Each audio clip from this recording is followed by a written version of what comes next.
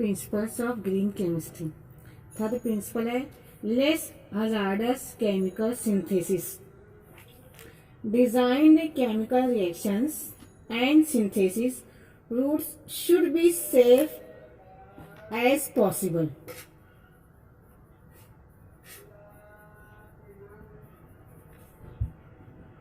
So that we can avoid formation of hazardous waste from chemical processes.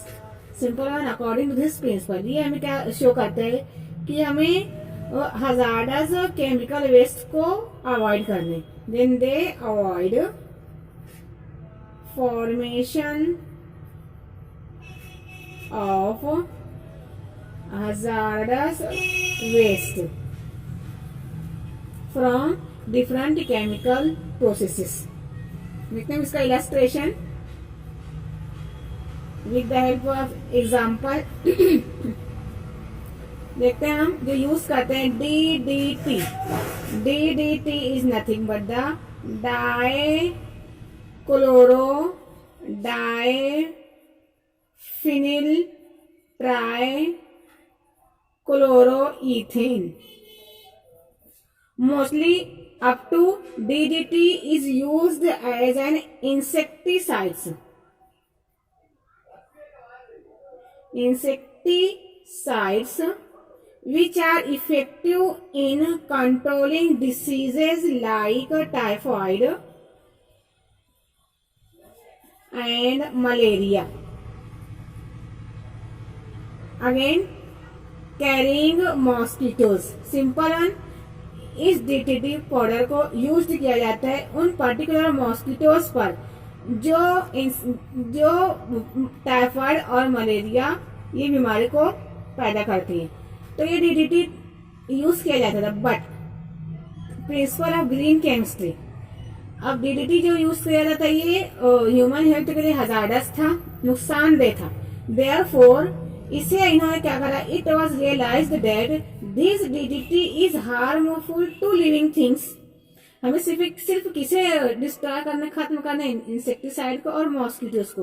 But other जो रहता है हमारे living things, अगर उसके ऊपर DDT इसका छिड़काव हो जाता है तो अदर लिविंग थिंग्स भी क्या हो जाती है, उसके लिए हार्मफुल होता है, हजार्डस होता है।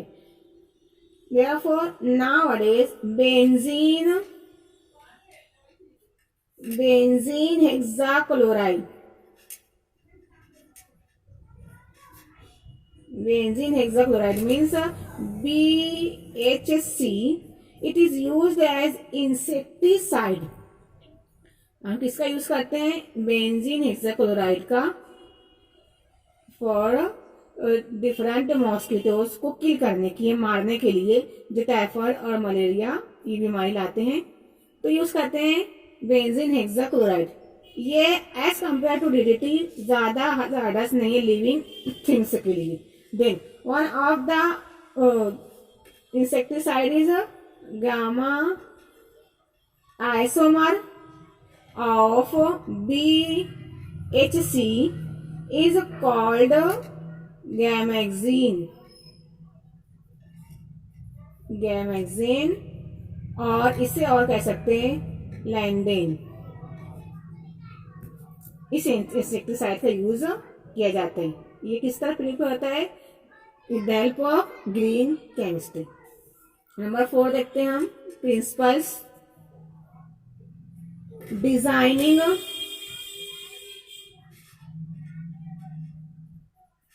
Safer chemicals. This principle is quite similar as that of less hazardous chemicals. Again, to develop products that are less toxic,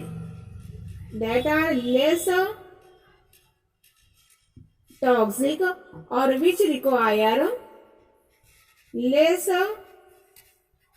toxic raw materials.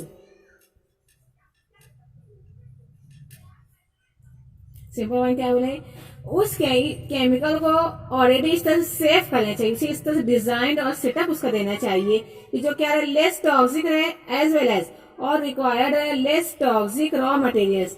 Means reactant को भी यूज करना चाहिए जो लेस टॉक्सिक रहे। सिर्फ हमें वेस्ट प्रोडक्ट को नहीं बल्कि रिएक्टेंट को भी हमें सिलेक्ट करना चाहिए जो हमें प्रॉपर प्रोडक्ट दे और उसका वेस्टेज, उसका वेस्ट हजार्डस जो रहता है वो कम रहे या मोस्टली ना ही बने तो बेहतर है। अब देखते हैं इसका इलस्ट्रेशन में। In chemical industries workers from exposure to environment, again to expose toxic environment. Then in order to prevent the workers from exposure to toxicity, we should think of designing safer chemicals. Example लेते हैं हम adipic acid. Adipic acid this is widely used for the preparation of polymer industry. Then for the preparation of adipic acid, इससे prepare किया जाता है with the help of benzene. Means इसके preparation में जो रहता है इसका स्टार्टिंग मटेरियल जो रहता है इसका रॉ मटेरियल ये होता है benzene. Again we know benzene is a volatile, benzene is a volatile solvent. Volatile है मीन्स ये होता है हजार्डस। और here we know benzene is an organic solvent. This one is a volatile solvent. Again, benzene is a carcinogenic. Benzene क्या होता है? It is a carcinogenic. Volatile है means होता है hazardous। तमाम रहते एक्सप्लॉयर उनके लिए बहुत hazardous होते हैं, इसीलिए इन्होंने यूज करा है एडिपिक एसिड के प्रिपरेशन में। इसमें as a solvent लेते थे benzene, but according to this green chemistry इन्होंने यूज किया है for the preparation of acidic acid में यूज करते हैं। This one is enzymatically synthesised from glucose.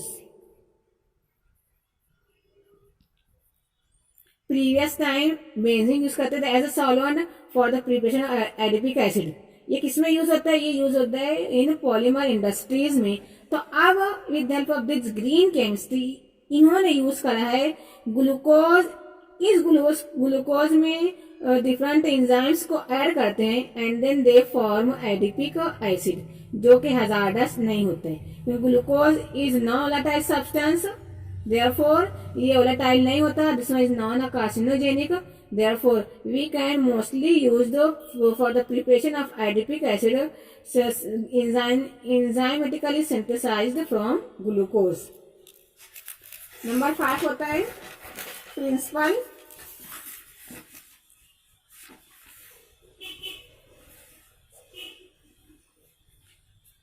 Use safer and auxiliaries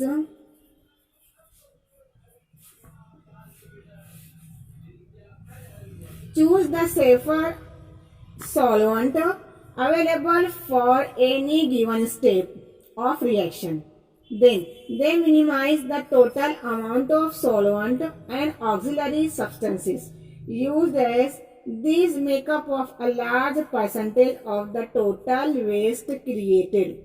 इन्होंने क्या कहा है? जब हम किसी भी केमिकल रिएक्शन को प्रोसीड करते हैं तो उसमें हम जो यूज करते हैं सॉल्वेंट, तो उस सॉल्वेंट को इस तरह से अदर स्टेप में यूज करना चाहिए कि ज्यादा वेस्ट ना क्रिएट हो, इसका वेस्टेज कम हो। मोस्टली देखते हैं इसके इलस्ट्रेशन में with the help of example. The main aim behind this principle is to use green solvent.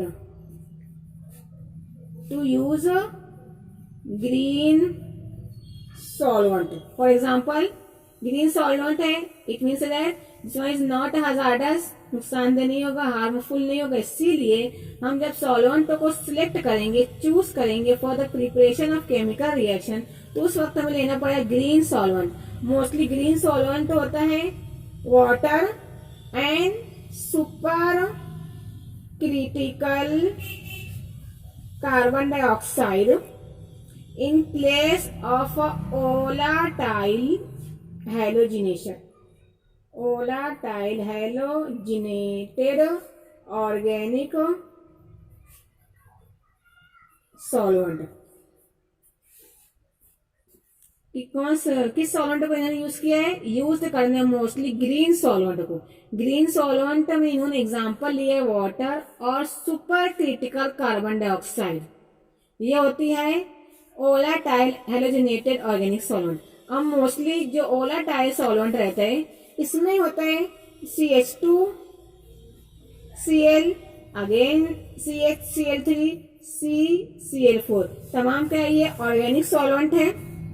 तमाम ऑर्गेनिक सॉल्वेंट अगर ये सॉल्वेंट डिजोल्व होते हैं इन सॉल्यूट में then they form solution. But ये रहता है सॉल्यूशन ये होता है हमें डिफरेंट वेस्ट. अगर हमारा ये सॉल्वेंट रहता है वोलेटाइल तो ये भी हमारे लिए हजार्डस हो सकता है. देन इन तमाम को सेव करने के लिए इन्होंने यूज करा है water and supercritical carbon dioxide as a green solvent.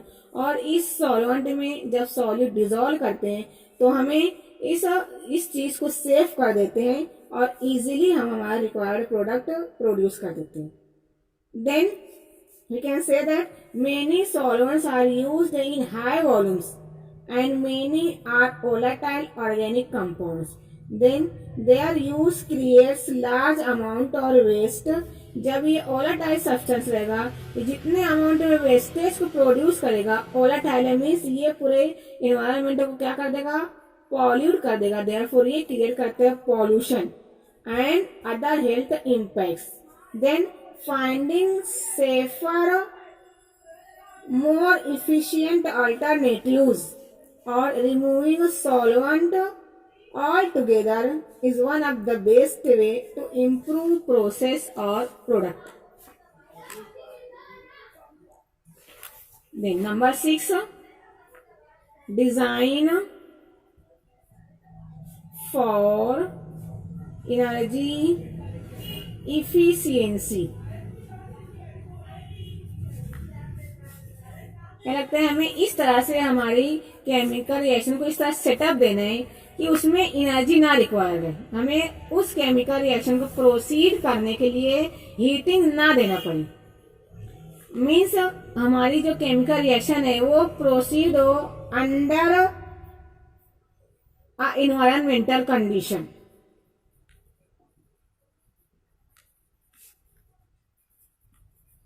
इसमें वो प्रोसीड हो अंडर एनवायरमेंटल कंडीशन. देयरफॉर देखते हैं हम यहाँ पर chemical synthesis should be designed to minimise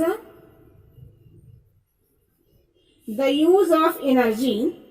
it is better to minimise the energy by carrying out reactions at room temperature and pressure.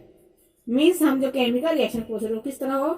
Eight room temperature and pressure. Then this can be achieved by use of proper catalyst. Use of microorganisms for organic synthesis. Mostly इसमें use किया जाता है micro organic synthesis. Again use of renewable materials. किसे use करेंगे हम? Renewable materials for the preparation of our required product. देखते हैं इसका इलास्ट्रेशन क्या होता है. Then the biocatalyst एनर्जी नहीं यूज करते हम, इसे हीटिंग नहीं देंगे, बट किसे यूज करेंगे हम? कैटलिस्ट को यूज करेंगे. Therefore the biocatalyst can work at the ambient condition.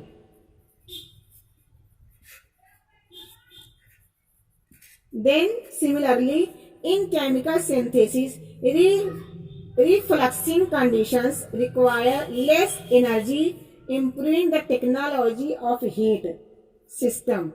They mostly use microwaves heating. Microwaves heating. क्या करता है ये, हीटिंग डायरेक्टली प्रोवाइड नहीं करता है। जब ये हीटिंग प्रोवाइड करेगा with the help of burner, इस बर्नर से क्या होगा, ये हमारे इन्वायरमेंट को पॉल्यूट कर देगा, क्योंकि बर्नर से हमें क्या रिलीज करेगा, ये कार्बन मोनोऑक्साइड और कार्बन डाइऑक्साइड, डिफरेंट कार्बन को ये रिलीज करेगा। जब कार्बन रहता है तो कार्बन ये डिस्ट्रॉय नहीं होता, ये होता है हजार्डस टू हेल्थ। इसलिए इन्होंने क्या यूज करा, ये हीटिंग के बदले ये यूज करते हैं biocatalyst. Then always use करते हैं microwave heating, means microwave heating से ये हमें हजार्डस नहीं है, इससे कम वेस्टेज मिलते हैं। Last number 7, use of renewable feed stocks. 7 number principle है use of renewable feed stocks. The perspective of this principle is largely towards petrochemicals. Mostly किसमें यूज करते हैं इस प्रिंसिपल को, पेट्रोकेमिकल्स में। And use chemicals which are made from renewable plant based. Renewable means जो क्या हो, plant based sources rather than other. For example आप देखते हैं, हम ये क्रूड ऑयल प्लांट बेस्ड है, इसे हम रिन्यूएबल कर सकते हैं। इलस्ट्रेशन में, और exploitation of non renewable feedstocks will deplete the resources and future generations will be deprived. Moreover, use of these non-renewable resources puts burden on the environment. On the other hand, use of renewable resources, इसमें देखते हैं हम with help of example, agriculture और biological product ensures the sharing of resources, the sharing of resources by future generation. This practice generally does not put but much burden on environment. Then the products and waste are generally biodegradable. कहते हैं the products and waste, both product as well as waste are mostly होता है biodegradable.